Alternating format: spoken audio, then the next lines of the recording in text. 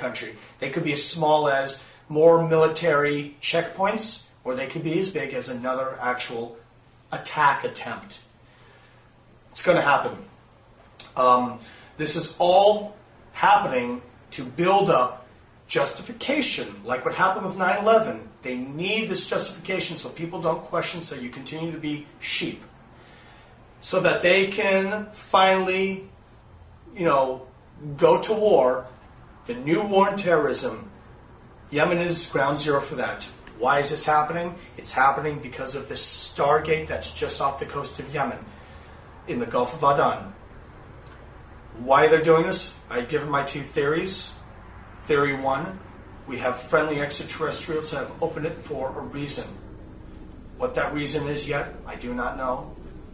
But this will not be the last I'm working on. I'm not stopping after this. I'm going to be digging very deep. I'm going to be continuing working on this. And as I get new information, you'll be getting the information, everything I get, Carrie. Is this friendly ETs have opened up for some reason? That could be. And it could be that now we have the major heavy hitter countries from all over the world who have brought in warships, not cargo ships, but warships by the masses that are literally in this giant circle that have created this perimeter. They've even, is there scientific research there where a certain doctor who attempted suicide, oh yes, that worked directly for this research company, said the world needs to know, and then all of a sudden, unexplainably went crazy and tried to kill herself, but worked for a company that the information has gone out that are doing research on combining alien and human DNA. Okay. Now I have to tell you that last night we had contact with a whistleblower.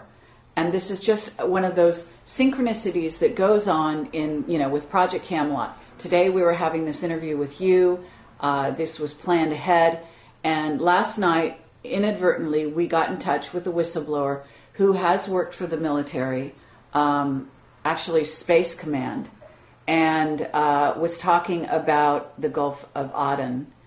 And I didn't get all the information, even though we talked for like 6 hours, and we will release that pretty soon, that interview. But he was saying, he was talking about synthetic beings, synthetic robots for all intents and purposes. Project Camelot was in touch with a secret source last night who was talking about synthetic beings and basically, I guess, some form of biological robot, I guess, that are being created, and some which may be also coming here. In other words, and so I am wondering whether or not the Gulf of Aden is specifically connected with a possible invasion of these synthetic beings. Is there anything that, any hookup that you know of in this regard? There has been talk about it amongst me and some other people that I'm in direct contact with that were part of multiple projects under MKUltra. That's something that we've discussed, but we weren't sure if we really wanted to go public with that just yet because, what I'm saying already and what people are going to say is going to invoke fear. But with fear can build strength, and using that fear, turn it around to really find out what's going on. But yes, okay. It's something that we have talked about, that it indeed is being used to bring in synthetic beings that were made off planet. Okay. Now, I'm just curious. Now I've got a question for you. I'm going to turn around and ask you a question. Your contact last night, when he was talking about these synthetic beings that are being created on planet, I'm curious if he's referring to the Omega program. Okay, he didn't name that program. He simply was referring to both aspects. In other words, the one which is that the military in China as well as the U.S. has been creating these beings, and that there is also, And it was really interesting, and obviously we're going to be releasing the interview shortly, but he was talking about these beings that were created in association on Atlantis, who were then taken off planet to another planet and allowed to develop. Basically, they developed themselves.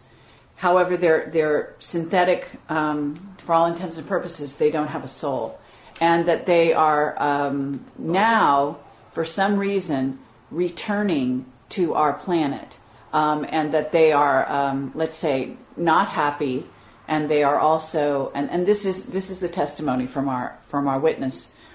So it just dovetails in a very interesting way. Now, this person was not able to say whether they had arrived yet. I think that he was indicating that they had not, but I'd have to go back over the transcript to verify that. From the information that I've been able to gather, my intuition says that they are currently arriving because of the huge electromagnetic anomaly that happened specifically on January 5th of this year, 2010. Okay, are you talking about the blue spiral over Norway? There has been speculation that blue spiral and other spirals have been showing up over Norway. Could that be related to this? It could be. I don't have enough information to say yes or no. I would not be surprised, though. If in some way it has direct relation to it, I would not be surprised. But I don't want to say absolute. Okay. I'll allow people to do their own research, and I'm going to continue to do my research. It's interesting what you just mentioned about the soulless beings, because the project that I was mainly a part of, the project that I was in reality, from the time I was a child, was prepared for. And that's, again, we will get into that on the next interview. Project Seagate. Project Seagate was a major project with a huge underground base location, and they were working on many different sub-projects. Project Seagate is almost like a subversion of MKUltra. Project Seagate, one location, but had many sub-projects. Everything from the Human Dolphin Super Soldier program to an Omega program where they were making soulless beings for remote viewing and actual, via the Seagate, being able to put people, and yes, this is real people, their astral self, their energy, their soul, into one of these robots for covert operations, so that if the body gets killed, they are able to extract and put it in. I have people that I know that this has happened to, and we have absolute evidence of this happening. So this is a lot like Avatar, basically. You're talking about military personnel that basically they're going in, inhabiting these robotic beings. Yes. Yeah, that's fascinating. And also they found that it was easier to have this for traveling for operations through the Seagate, off planet.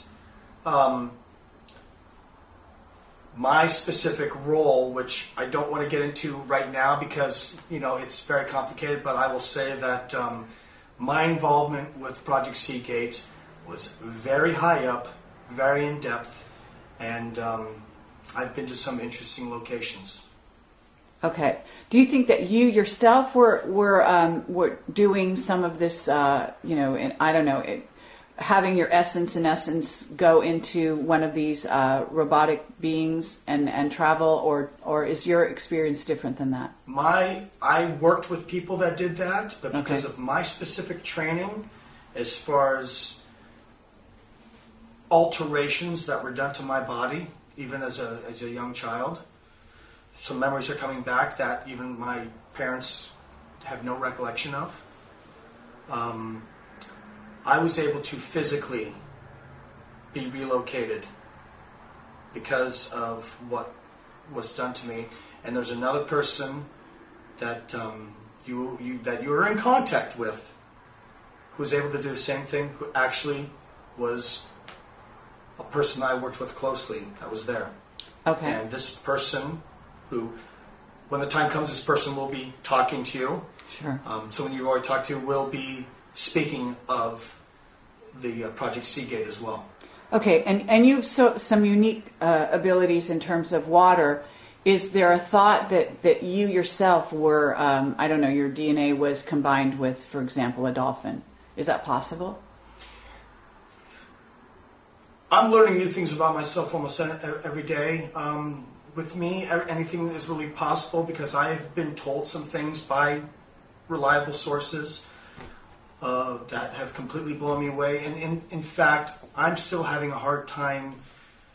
I mean, I accept it. I know it's true, but it's very hard to deal with because, I mean, my body has been through a living hell.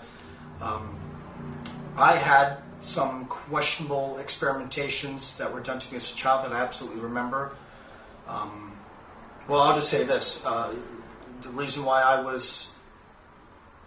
everything began for me from the time I was 3 years old. I have an absolute memory that I've been able to get confirmed from family where I was taken to a facility by a certain relative. I will mention that when I do my full interview, who I do not have contact with, was not allowed to have contact with when I was 3 years old. And I was thrown into a pool, and they induced me to drown. I remember laying then on a slab next to this pool, throwing up and coughing up water, and then seeing these men around me and saying, "We have one." I remember hearing that. This is not a dream. This is not fantasy. This is absolute. I still wake up with having night terrors and flashbacks about this. I've always been able to hold my breath for a long time without having to do the hyperventilating. I've always had a very interesting relationship with water. I have several people that you know that can absolutely, with complete honesty, tell you of accounts that they've witnessed of things that have happened to me with water. I have been told not to do any kind of soaking in water because of something which I will reveal in the next interview, which could happen. Okay. So let me, rather than go down that road, since this interview is about another matter, yes.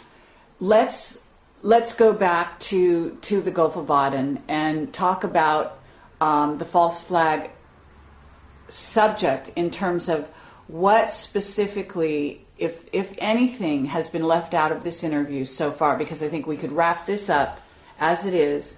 Yes. I can't think of any particular areas that we might not have covered, but then maybe something might occur to you. So I want to make sure that we've covered this topic, that you've gotten out the word about what you think is coming in regard to the buildup of the military there. Any other random thoughts or information, pieces of information that you might have that would be pertinent for the public to be aware of here? Don't travel to the Middle East this year. Do not travel there. Do not go there because they do not care about collateral damage. They proved that with 9/11. They proved that with the Oklahoma bombing.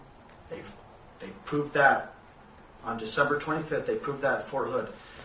They do not care. You are an expendable piece of property to the global elite, to Mark Ultra, to governments all around the world. I have just a really deep, sinking, dark feeling that there's going to be a lot of death. I've been seeing death. I've been having visions of some really horrible scenarios that could definitely are possible, not just in the Middle East, specifically Yemen, but in country. Do your research. Everything that I have said in this interview and that Carrie has said, please, what I'm telling you is absolute, and I've also specified what was theory, what was my intuition, and you can label some sources where I gathered